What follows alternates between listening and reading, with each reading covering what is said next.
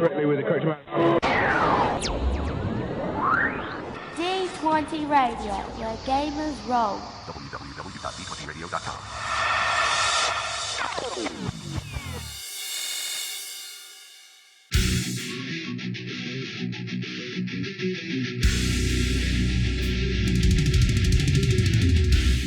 Welcome to Me and Steve Talk RPG, the podcast where me and my friend Steve try and help you get the most out of your role-playing game experience.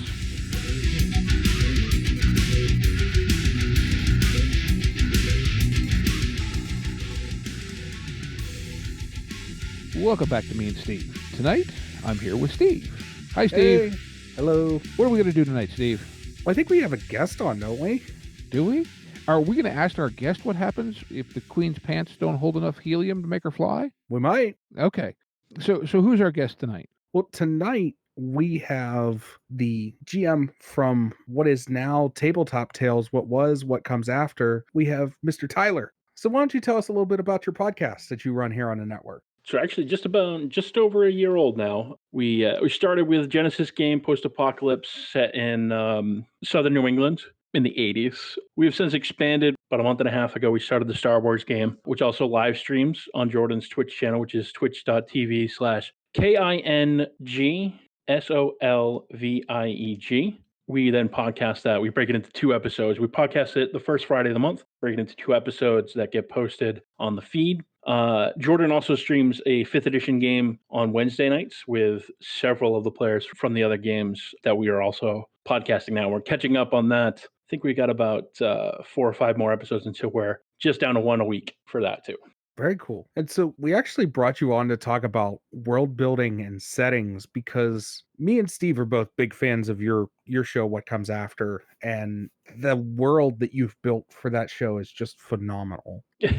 just everything about that is awesome. So that's actually what we brought you on to talk about is just, world building and the details and what you put into your worlds, or how you get that process going in your head.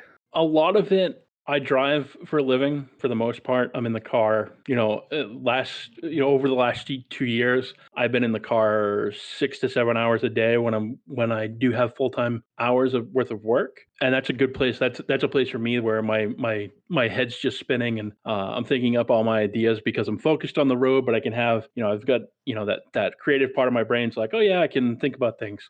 So, I mean, to be honest with you, there's a reason why I picked the location that I picked to set this.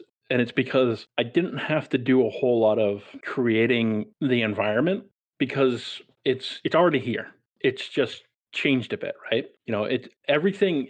I often have to edit around it, but there'll be times where we'll be talking about where something is in game and we'll be using like local landmarks. Like we know exactly where this thing is, but you as a listener you're going to be like, what are you talking about?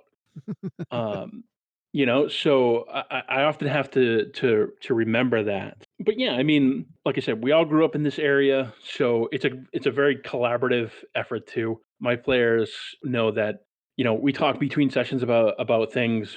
What do you guys think is in this place? What do you think's in that place? But on the whole, I just kind of let it go as it may, and I've been building up as we go. I probably had about a page and a half worth of notes when we started. I had names for important people in Plymouth. I had a few other names and a few other locations around the area that I felt were populated, and then we just took it from there. And the players have gone out and explored in their own way, however they wanted to. I've been trying to keep it a little bit more open now as we go. Like when we first started, I think I screwed the pacing up a bit at the beginning. I feel like should have given a little bit of time after their first couple forays out.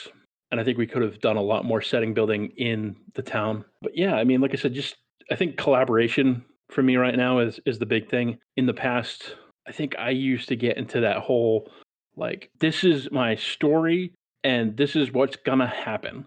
And when it doesn't happen the way I anticipated, or the players don't pick up on it, you get kind of frustrated and you lose your place. And for me, the game suffered. So going into this, I was like, okay, this is what's here. Have at it. You know what I mean? Yeah. That's fair. I mean, I like the idea that, like you said, you basically went, okay, well, this is where I live, so I don't have to build the geography. And in your case, Right. all your players are your friends and they're locals there too. So, like you said, you can say it's, and obviously being a podcast, you can edit a little bit of table talk out or whatever, and go, yeah, it's where the Pizza Hut used to be. Yeah. Or Yeah.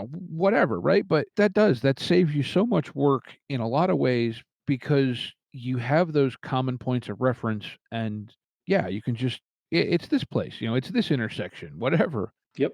I would say though, for the benefit of anyone who hasn't listened to your show, and by the way, Mhm. go listen because it's really cool. Trust us. Thank you. um, but do you want to give a quick elevator pitch other than 80s Yeah. post-apocalyptic? Because I'm kind of curious to hear how you describe it. Yeah, so I believe I chose 1983. Approximately, I've never really committed to a number. I've said like approximately half, maybe a little bit more than half of the people of the world just stopped living. Not die. I avoid the word died because nobody really knows what happened. These people just stopped living. And now think about the repercussions of that. I mean, you go into like, the Avengers and Thanos' snap, those people all disappeared, but there were still repercussions. There was somebody that might have been driving a car, and what happens when they disappear? That car slamming into something. Well, take that to the bigger scale, and you have planes that are crashing. You have carnage just because the people operating these things were no longer doing it. And it is now about 5 years later. When I initially pitched to my players, I had initially wanted them to be much younger. The idea was going to be that they were just now coming into adulthood, Mhm. but they all had concepts that were a little bit older. So I was like, okay, we'll deal with it.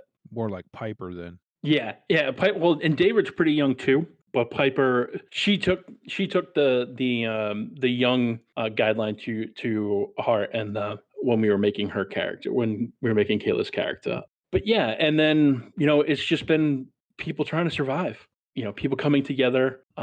There's probably less than a quarter of the population that once was, and this hit the whole entire world. Is the idea, and things like it was a Cold War, so there were dead man's protocols. So nuclear missiles launched and major cities were hit. That's not something they've had to deal with.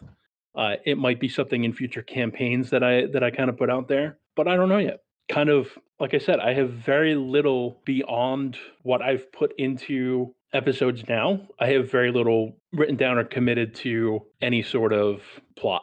Let me be honest, that kind of surprises me because listening to the show, it doesn't seem that way. And that just, I mean, that's I'm glad it comes off that way because sometimes I go into a session and I go, "Oh, jeez, what am I gonna do? Like, what am I starting out with this week, or where are they gonna end up this week?" Like, I have things, like I have ideas, but they're literally just fragments. There have been some things, like I did plan out their trip into Boston. That was pretty well planned out, but by planned out, I mean a couple sessions before I had started writing how I wanted, like what I wanted them to encounter. And there's a couple things coming up that actually the episode we just recorded came up on a throwaway. Oh, somebody mentions they saw this and they latched onto it. So I was like, all right, well, now I've got to go figure out what the hell's going on down there. And we did, and we got a whole session out of it. So You know what though? That's I've said that though, that sometimes your best source of inspiration as a GM is your players.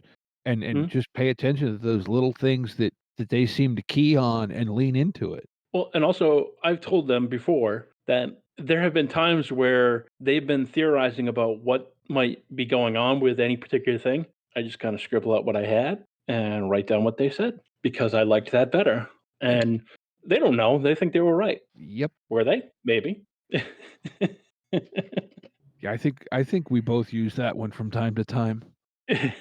oh, more frequently than from time to time. There's a reason why when I start a lot of my campaigns, it's like, well, you're here. What do you want to do? Yeah. Where are you going? You going left or right? All right, you going right? All right, cool. Thanks. Yeah, but there are also some lasting repercussions of things that they have done, and there's something that they did very recently that may not come back to haunt them, but I have created it may well be a second campaign plot. I'm not going to spoil what it is, but they definitely did something that may spawn off into another storyline. Mhm. I say, as we speak, the last episode that dropped, I think, was the one where I think this is fairly spoiler safe, but where the Russian woman contacted them. Yes. Yep. Okay. Yeah. Estranged Bedfellows. Yes. Yes, that was the name of And it. we're 3 episodes ahead of that in recording. The last 2 of those, though, are split party. The first episode to come out will be 2 party members, and then the other one will be the other 3. Ah. I was originally gonna go back and forth in 1 episode, but we ended up with enough in both that I was like, I think I'm just gonna keep these as their own episodes. Yeah. Sometimes trying to cut back and forth in the audio would be I think it would be too long as well. fair enough. To put it plainly, I mean, we recorded on Friday night, and my intention had been for it to be like an hour and a half, 2 hours, because we were down a player both the session before and this session, which is why splitting the party was a easy way to do it. And I had anticipated only doing like an hour and a half, 2 hours this past Friday, and we ended up doing 3.5, I think, when it came Jeez. down to it. So it's gonna be a fun one. Yeah, and then now you're running the Star Wars stream slash Yep. podcast on top of that, Yeah. which, not to digress too much, but I love the party dynamic or lack thereof in that game. Yeah, they took the idea that I gave them, and they ran with it, and Ralph especially kind of took it in a direction I was hoping they wouldn't, but it should make for some interesting conflicts coming up. Yeah. But that, as far as releases go, I edit that almost barely. I kind of just put it together, mix it down, put the music in it, record an intro and an outro, and slap it up there. Yeah, well, editing's a weird thing, it is.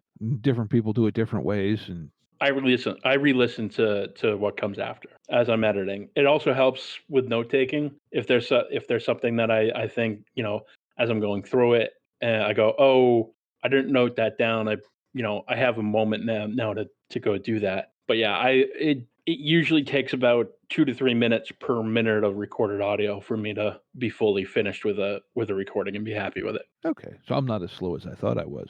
it. I am very particular. No, you know what though? It sounds good, so that's the important part. Yeah. But one of the things I was curious with this setting you're playing in, I you have so many elements that you're messing with as far as, magic coming back and Mhm. creatures and other things, and, I don't know how in depth you wanna go with as far as, spoilers or whatever, but, like, you have somehow managed to put it all in there, and yet it doesn't feel like a slapped together kitchen sink of a world. And too many times with game systems or games where you try to have that many elements, it ends up feeling like, oh, I want this and I want this and I want this and I want this, and it doesn't mesh, but yours seems to work. And I didn't know if there was any sort of method to that, or did it just sort of happen? I think it's moderation. I mean, because in a lot of respects, I mean, you look at things, David is the only one they've ever encountered that's manifesting psychic power. Mhm. Piper, up until recently, was the only one that they really knew was manifesting arcane ability, and that will eventually. It's not going to change this campaign. In anything going forward, I'm going to sort of move her brand of magic into something similar to Eberron's artifice, Mhm. where it's more about creating and modifying things than it is about actually like blasting people. That's not to say, she's their blaster. She comes through in a lot of situations where, I don't worry about giving them too many minions because she's just gonna blow them all up. Yeah, well, but that works though in a way because with her being the mechanical type, lightning, electricity is kind of a mechanical energy, and so Yep. even that works in that light. I mean, I guess fire could too, but That's why we've her implement actually allows her to add the lightning stuff to her spells without increasing the difficulty of it. Because Okay. for anybody that doesn't know the magic system, when you use an attack spell, you can add certain things to it by increasing the difficulty. She does not increase the difficulty for electricity unless she's using auto fire, which is something that electricity can do. But she Mhm. doesn't use that often. But yeah, it's just a lot of moderation. They're sort of they've been seeing these constructs more and more, and they've more or less been told now in the last episode that there is somebody with similar magic to her that is building these constructs. Mhm. And then the same thing with Doc manifesting his divine power. Up until very recently, they had not. He knew that there were other gods that may come out, but he had not encountered anybody until very recently. So yeah, I mean, it's just there's so very little of it. I think that I don't have to worry too much. I'm gonna have to tone it back a little bit in the future. I definitely hear where you're coming from, and have been thinking about. And I was thinking about it today. Like, what do I cut going forward? Well, I think though, like, and what I was trying to say is, like I said, your world, at least listening to it, it doesn't feel Mhm. nailed together. You know what I mean? Like it makes sense in some way, and I didn't know if like I don't know how to say it the best way, but like it feels kind of organic. And I like it that way, as opposed to, and I know you and I had a short conversation on, I don't know if it was Discord or Facebook or something a while back, because part of your kind of story concept feels somewhat reminiscent to me of the origin story of the Rifts universe from Palladium. And I was just curious if that had been an inspiration, but at that point you had told me you had never actually even looked at that. So, I was actually, is that the one? So somebody else had told me about this about a setting ages ago, and I don't remember if that was the setting or not. But is that the setting where basically like different places had different different realities sort of merging with it, and there was like a dinosaur area and a bunch of different types of areas. Am I thinking of the right game? somewhat. I can see people describing Rifts that way. What I was referring to really is that their kind of core origin was that basically World War III happened, and as all the people started dying, it reinfused the world with magic. Oh, okay. But, like, Yeah. your story, where you're going with it, what I've seen in the more recent episodes, you're kind of, not really following that. I mean, to a certain point, but you've got other stuff cooking in the background too. Yeah, I mean, I have thought very little about Origins at points too, if I'm being entirely honest. The religious aspects, I feel like I took a kind of a lazy way out and just said, yeah, well, all the gods that are going to show up are basically that have shown up throughout history, and just different cultures have revered them differently, and their aspects might change from culture to culture, but in general, they all have the same portfolio. And Mhm. they might end up being split up amongst different personalities. But that's probably the most I've really put into background. We have some theories on where David psionics come from, in the vein of like Area 51. And Rob's not shy about talking about that with his character. The conspiracy theories about how, with Area 51, I don't remember the name of the experiment, but there's conspiracy theories that some people were had their DNA spliced with alien DNA, and that's where his powers come from. Okay. And we've never really, it's not something I've super explored beyond letting him be kind of a conspiracy theorist on it. Fair. Although the fact that the only descriptions they have of the gods so far are that they looked like grays was sort of a confirmation for him as well. Yeah. So am I hearing you right to basically say that the largest part of your inspiration was really, well, what if this thing did happen? Yeah. I mean, it was something that came up in our session 0. He was like he brought this up, and I was like, "Yeah, I mean, that seems plausible." And part of that too comes out of Fantasy Flight's Tannhauser setting. I haven't looked into that setting all that much beyond what's in the core Genesis book for the Weird Uh-huh. War type of game.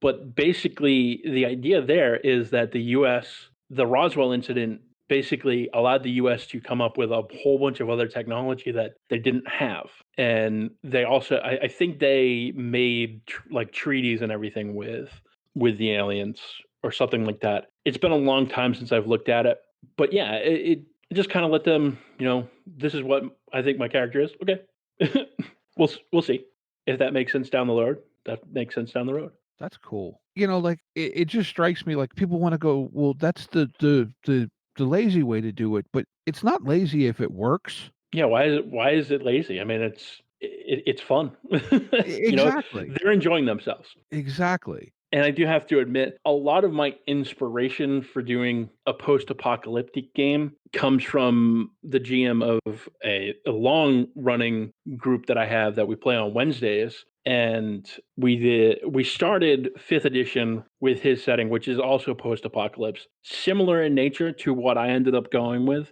But for him, the whole idea was that there was like this government agency, and they were playing around with power that they shouldn't have been playing around with, and they caused a fundamental change in the way the universe worked, Ooh. which completely obliterated technology, Oh. up to and including things like gunpowder doesn't work anymore, Wow. and magic came back. And our first characters, I think when we started that campaign, it was like, I want to say it was 10 to 15 years. No, it was more than that because we were all born after. But all the fantasy races sort of had different analogs of how they came about. They were all humans previously, and various different things, different traits turned people into different things. And that group ushered in the gods of that realm too, or helped them in some, not to get super specific into it, because I could go on for hours with that game.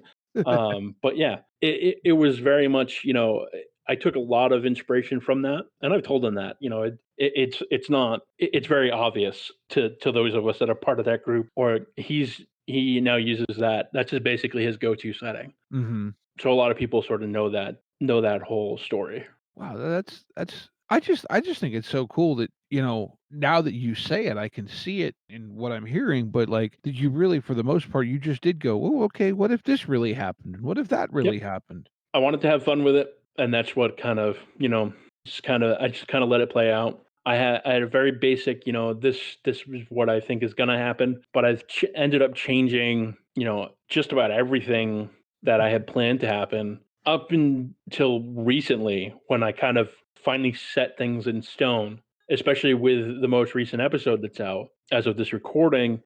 Them having that conversation sort of put certain things, like, they're now chiseled in that stone, and I can't necessarily fully go back on things. Right. Which makes me go, oh boy. But Well, but to a certain point, it's something to stand on too. yeah. So I mean, like I said, just having fun. Set out to have fun with it, not stress about it, and that's what we're doing. That's cool. So, like, you're saying that you're running it a lot as almost a sandbox then in a lot of ways. Are the design elements really coming like we were talking before, well, it is now? Is that a lot of your design, or did you have a lot of this, be it let's call it the flashpoint type thing going on? Was that Um, all planned ahead, or was that just like a moment of, "Ooh, this could be fun to mess with"? it's a combination. It's no one thing has been, like I said, up until now, no one thing has been sacred. If we're going about things and I go, well, okay, given how things are working out, that it doesn't make sense that this is going to happen now, then it moves on into something else. But yeah, I mean, like I said, we're set in stone sort of for what the enemies are trying to accomplish, Mhm. but we're not set in stone as far as what the final confrontation is going to be. Mhm. Whether they can stop the things that he's trying to do, and even if they do stop him from doing that, what next? Like, what are they going to have to deal with next? Mhm. So, like, is this planned out to be a long campaign, or are you Um, so we've got up to 32 episodes now, fully recorded. I have told them recently I don't see this going much past 50 to 60. okay? And that's not to say like, oh, I just want to move on. It's just I don't want to drag something out Mhm. if we don't need to. You know what I mean?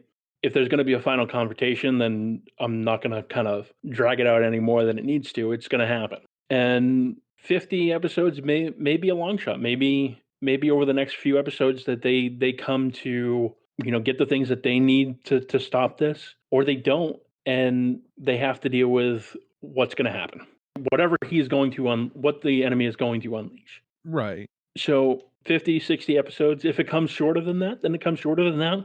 I have, for probably about a month now, I have been sort of putting things to paper as far as character options for starting a second campaign, because, like I said, there are going to be things that are different. Mhm. The magics are going to be different.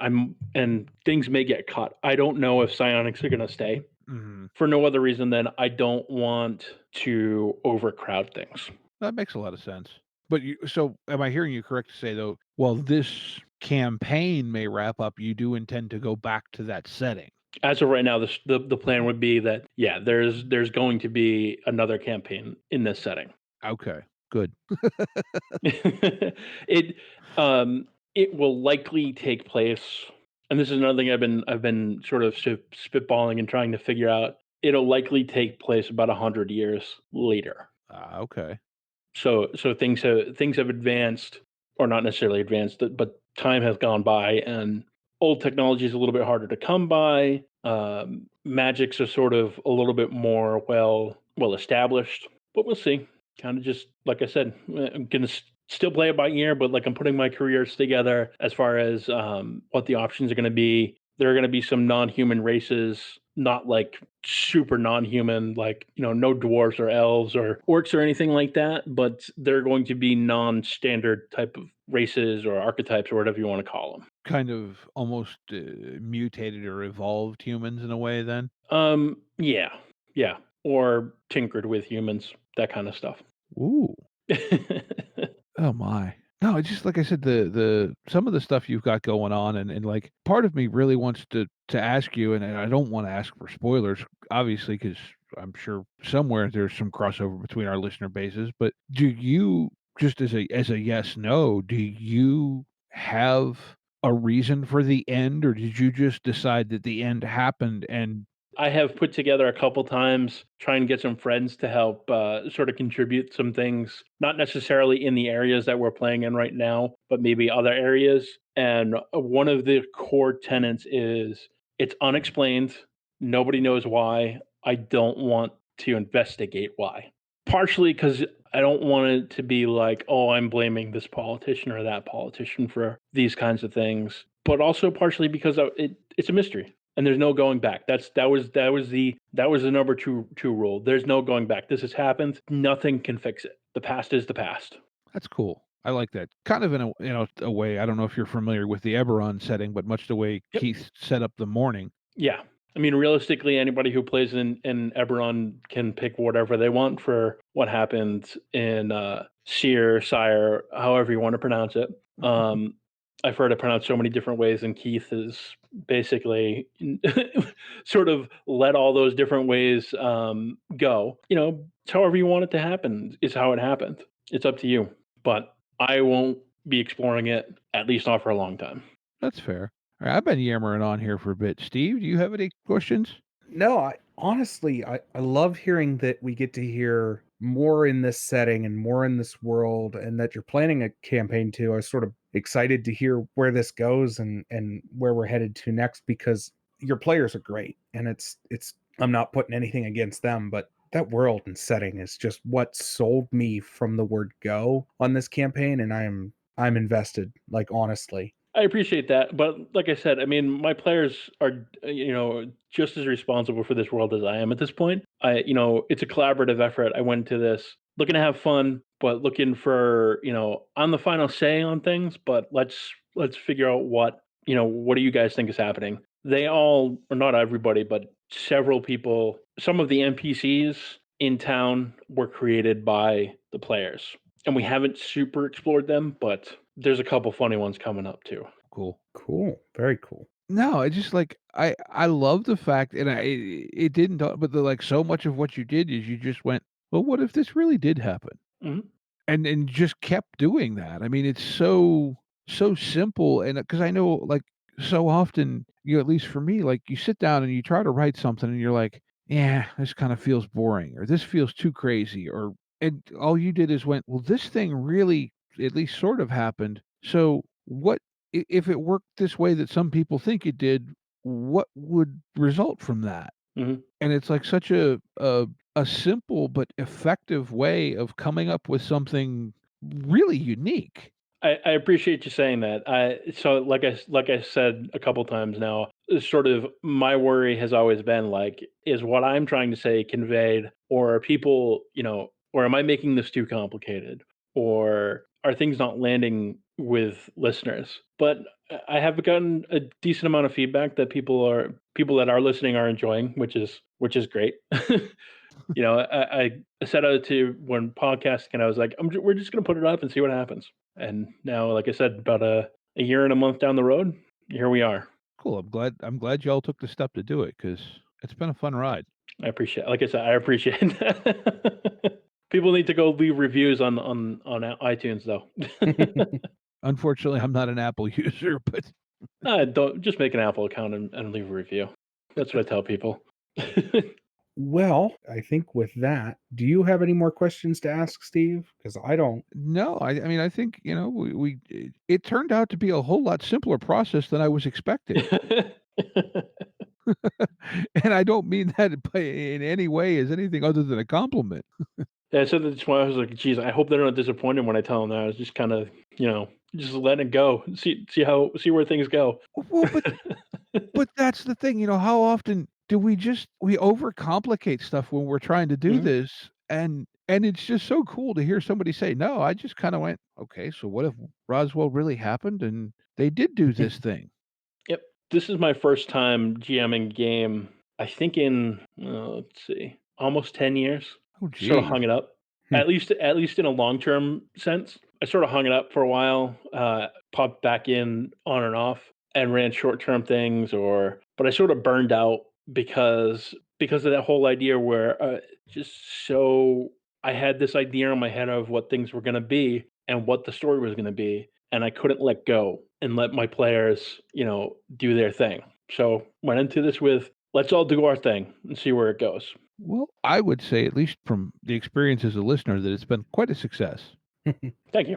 I would certainly agree with that. Yeah, I'm sort of astonished, and this isn't saying anything. Again, I'm just really astonished at how it's really cool to me to hear another DM and to have someone whose world is as fleshed out as yours is, and just to hear that it's sort of working with your players and coming off the cuff, and that's really cool to hear. I'm just really glad to hear that.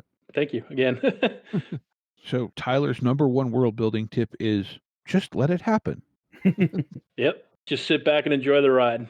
Yeah, that's kind of been my GM philosophy for a while is I go into a game with a few scenes in mind and then just hang on and see where the players drag things. Yep. Because like you said, you can plan out this, that, and three other things.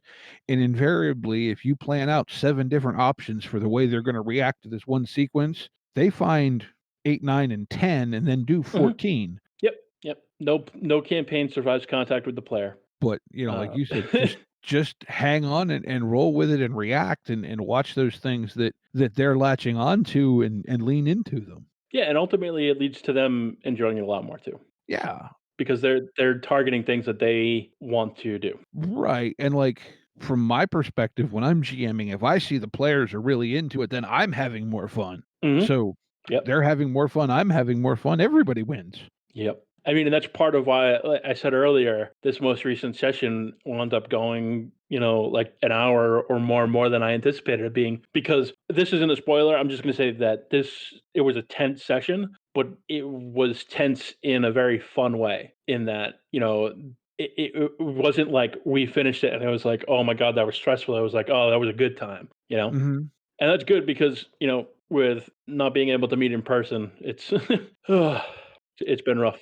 Online is a different experience, and, yeah, then, you're everything. The group met for our session 0, and I think it was a month or it was a little bit more than a little bit less than a month after our session 0, and it was the day before they started locking stuff down, or it was the day after they started locking stuff down that was gonna be our first session. Oh, jeez. and we had to punt that session and scramble and figure out how we were going to do it. And luckily, there's plenty of Discord bots out there that we've been able to latch onto and depend on to get through it. And to be honest with you, I don't know that I want to go back to recording a podcast game in person, because I've been spoiled by the fact that I have a multi-track recording bot.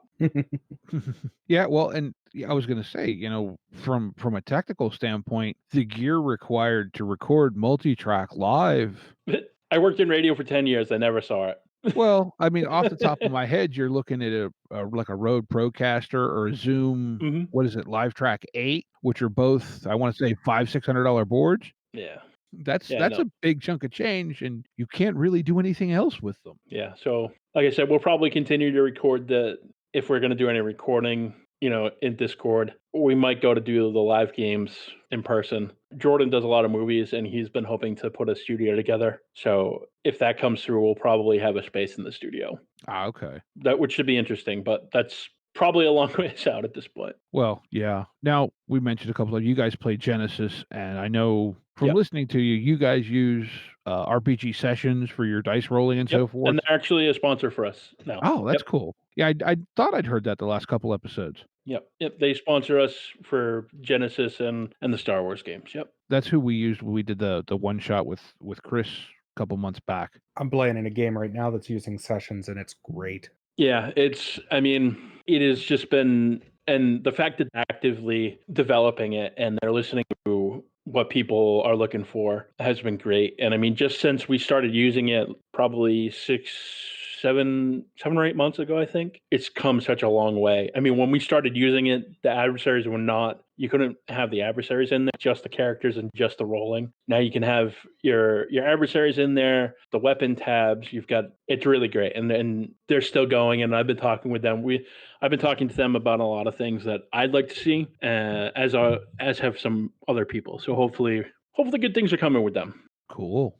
Yeah, I want to get into some online Genesis. Unfortunately, my work schedule makes trying to play more than like one night a week ridiculous. I get it. But yeah, it's definitely on my list as something I want to play more in and work in, in a creative sense as well, because I just like, it is such a neat, the mechanical / narrative structure is so neat. Yeah, I'm finding at this stage of a campaign that it sometimes gets a little frustrating having to figure out how to challenge them, because at this point they're rolling so many dice. I mean, let me just look back at the dice channel from the last session here, and I'm looking at a ranged heavy check here. 1, 2, 3, 4, 5, 6, 7, 8, 9, 10, 11, 12 dice. Oh. On a single check, so sometimes it gets to a point where I'm like, how am I going to challenge these guys? But right now we're balancing it, and that's why I think that's another reason why I don't think the campaign can go too long. Mm-hmm.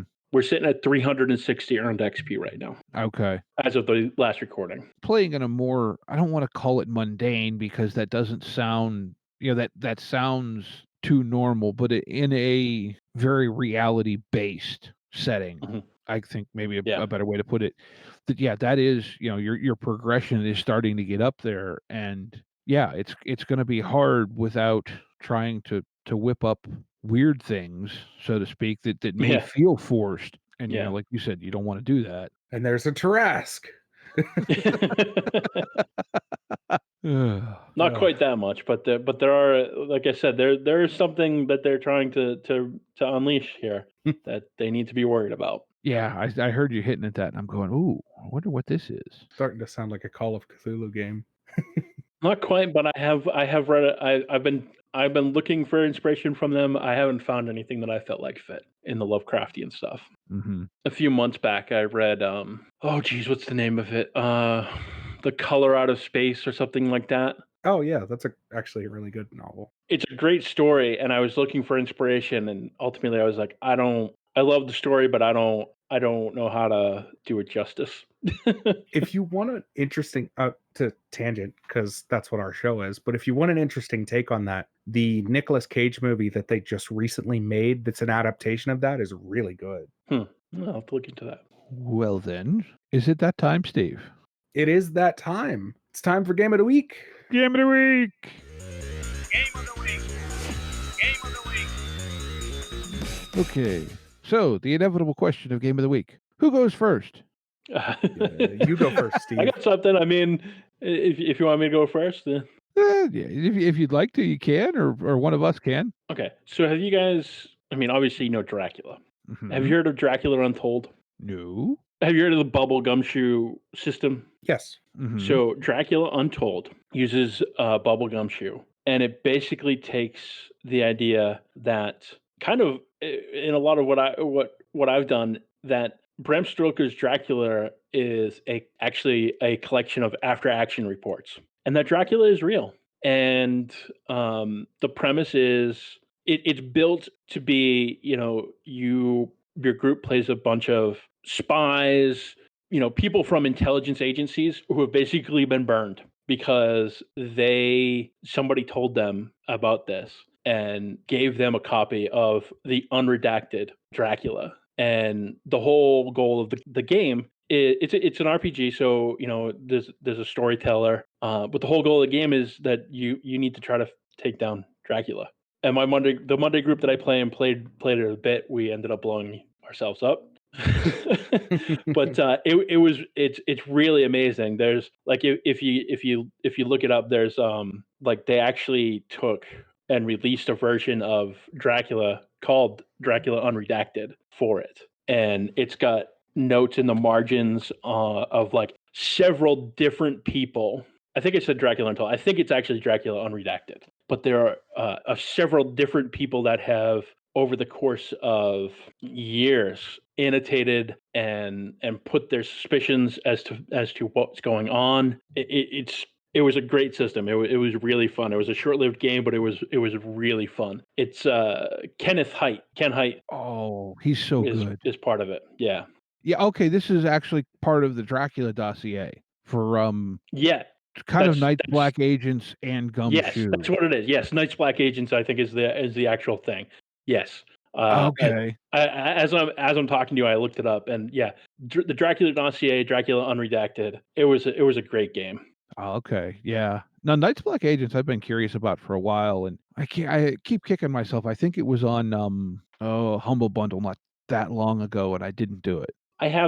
We bought the hardcovers. Like everybody in the group bought the hardcovers Oh, to get cool. into it. Of at least the Night's Black Agents part of it, and I think all six of there was five of us at the time, all five players. Like we went. I listened to the audiobook for Dracula, but we all went back and listened to or read Dracula as we were starting the campaign. So we were all really into it. It was really fun. Like I said, it ended on a little bit of an unfortunate note, but a lot of our games on Monday nights end up with us blowing each other up, quite literally with explosives. Oh, hey. Ironically, the game before that ended with us dying in a fire in a basement, being chased by vampires.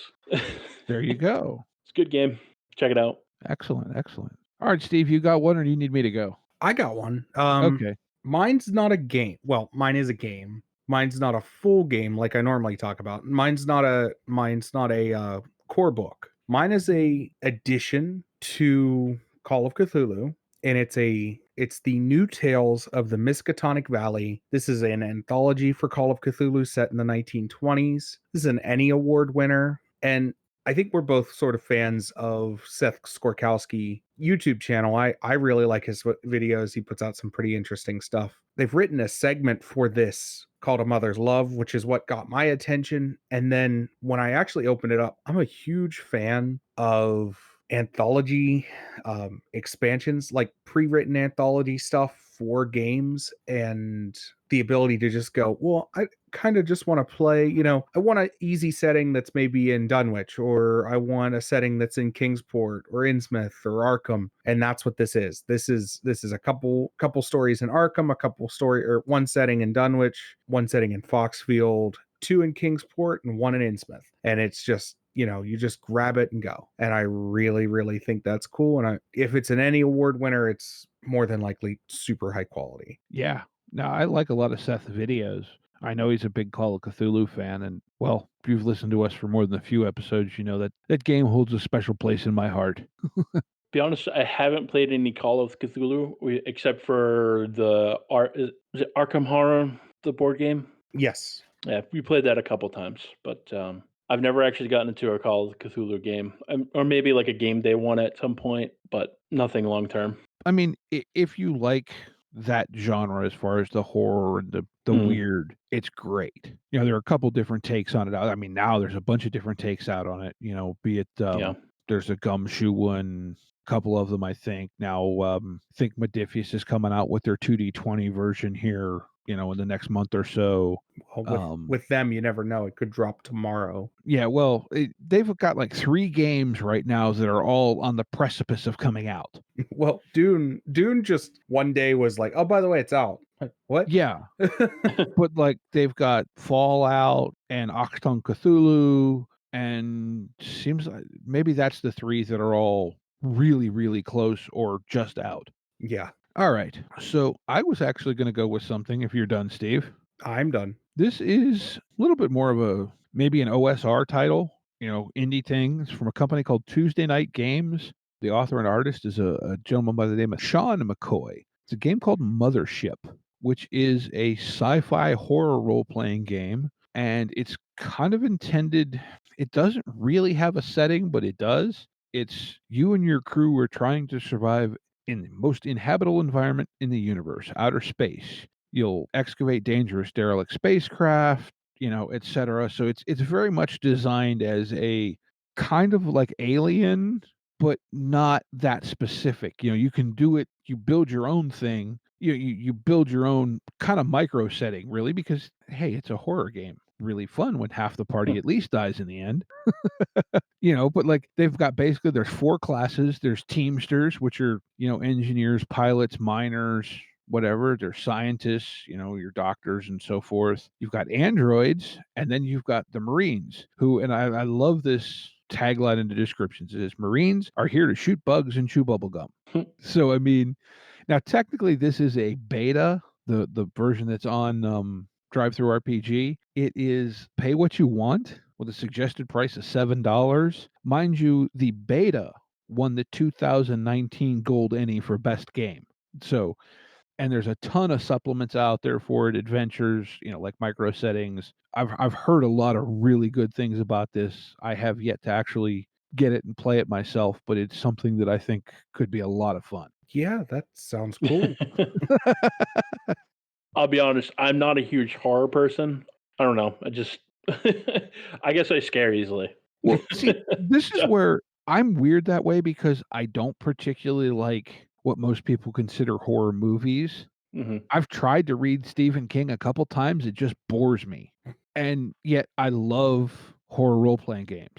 And I don't know, it's just a weird thing. I've given up trying to understand. As a quick aside, I say I'm not much of a horror person, but Jordan, who plays Marcus on What Comes After, Grint on the Star Wars game, and then runs the other game, the Random Roll game. He is a movie maker, and he's made a couple. He's got a couple movies out actually. The Trees Have Eyes is a like a zombie horror movie. He's got another one coming out. Oh geez, what's the name? I think it was like Sorority House or something. It's coming out soon. It'll be out in stores. But I'll tweet that out on my I'll at least tweet it out when that next one comes out on my Twitter, which is what comes after underscore. But he's been making movies for quite a while now. I think he's still got one that he's editing. In fact, so the Trees Have Eyes actually has he got Tony Moran, who was the Yeah, original Mike Myers, the original guy behind the Mike Myers mask in it. yeah. I'm gonna have So to if you're check into this horror, out. definitely check it out. It's not my forte, but I also think several of the people in our friends group were extras in it as well at varying points. So Okay. No, that sounds cool though. I mean, like it's neat to see, you know, I think it's really cool, you know, how digital media has really opened up pathways for creative people. yeah, yeah, he's put a lot of work into his stuff too. Oh yeah, and no, I don't mean that. Like, Oh, but yeah, no, I'm not saying, yeah, yeah, yeah. But yeah, he decided that's what he wanted to do way back. I mean, before I met him, we all worked at Walmart. But that he's like, I'm going to make movies, and that's what he ended up doing. So good for him. yeah, Seriously. Awesome. Well, I'll go ahead at this point. I'll just have you, if you want to plug, if you got Discord or whatever you want to plug at this time, feel free to give that a shout out. So if you want to talk to us on Discord, just join the D20 Radio Discord. I'm on there. I never really made a Discord for the podcast. Plenty of others that we can talk about it. So I also don't want to have to manage another Discord server. But the podcast feed, the best way to find it is anchor.fm/whatcomesafter. For now, eventually I probably will change it to Tabletop Tales, but for now I didn't want to change all the links that I already put out there. My Twitter, like I said, is @whatcomesafter_. You can find us on Facebook at Tabletop Tales as well. And whatcomesafter.net, though that hasn't been updated in a while. I did want to say that the art of the van, I just saw that, and like the image of a lifted E250 is just perfect for that campaign. Yeah. The artist is actually another good friend of mine. Ironically, he lives a block away from me. But yeah, he knocked it out of the park. We basically gave him, simple descriptions of the characters and kind of let him go. And what he put out there was fantastic. Yeah, I like that. I was trying to remember. I knew I had seen someone's podcast art and there was a name on there, and I was a little curious about who it was, but this wasn't the name I was thinking of. But no, I like it. Like I said, in that, because that to me that just screams like a Yeah. 80s E250. My dad had a club wagon when I was growing up. It's actually the first thing I ever drove. Mm-hmm. It's a giant, massive van. I took my driver's test in a 3/4 ton Chevy van. Oh God.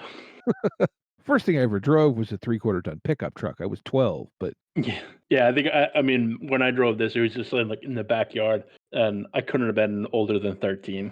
but yeah, the piece he did with all of them in front of the van and whatnot. That's cool. I like that a lot. Yeah, like I said, he does great work. I think what's the name of the Unstoppable Comics? I believe he does some work for. I've known him for a long time.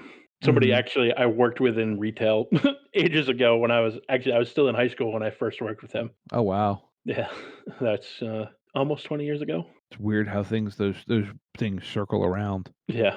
Then I suppose. Do you have anything more you wanted to say? I don't think so. I think we covered it all. Cool. Well, then I guess another place if you want to at least holler at Tyler. We haven't convinced him to drag any of his players kicking and screaming into our Discord, but you do pop into our Discord from time to time. I'm there. It like I said, I mean, the best way to get in touch with me if you have questions or anything, either Twitter or the D20 Radio Discord are probably the quickest ways that I'll see it. Fair enough. So I guess with that, if you want to get in touch with Steve or I, there's all the Twitter and Facebooks. They're in the show notes. We've got the Discord. There's a link to that in the show notes. Anything else, Steve? No, I think with that, we want to remind everyone to be kind to one another and get out there and play some RPGs. Indeed.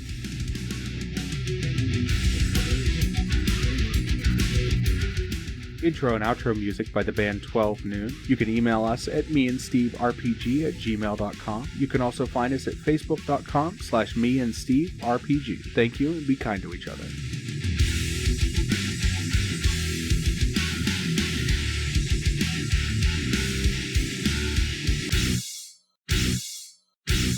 How much for the cigar? Cigar, $20, dog. You gotta go down the street to the store and buy that.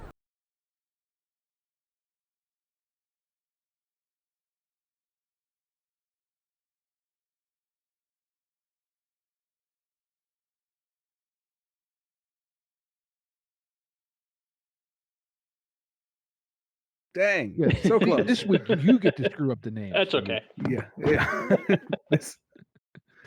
Oh, sorry about that.